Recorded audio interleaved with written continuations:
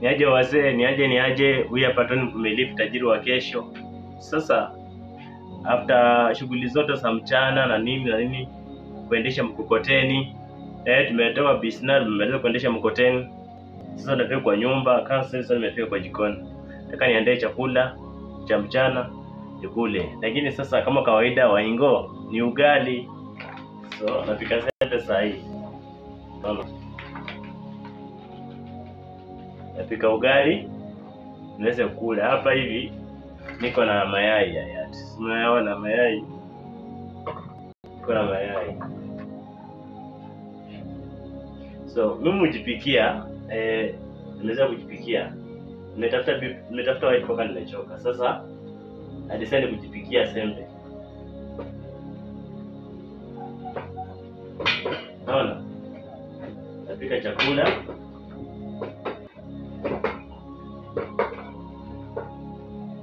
Tukule, si ndivyo? Unajua mwili haijengwi na mbao. Mwili inajengwa na chakula. So kuna msemo unasema ati haribu jina, jenga nini? Mwili. Sasa mimi niko kwangu. Mtu akiwa kwake anaharibu jina ama anajenga mwili ama anafanya vyote. Mtu akiwa kwake, nielezeni wasitu. Mtu akiwa kwake anaharibu jina ama anafanyaje sasa?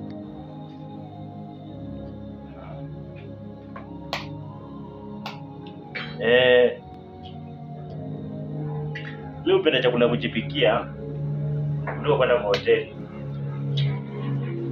Mara mingi kwa hoteli mimi chakula hoteli huwa zishibi. Lakini kujipikia nashiba vizuri sana. Nashiba mbaya mbovu. Lakini ya hoteli huwa nakula kile hata zishibi. Sasa wewe acha kuuliza swali.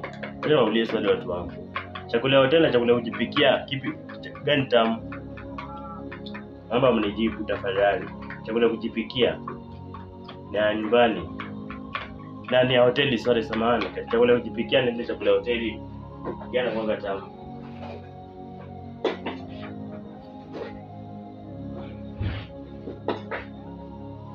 Gani tamu hapo mniambie.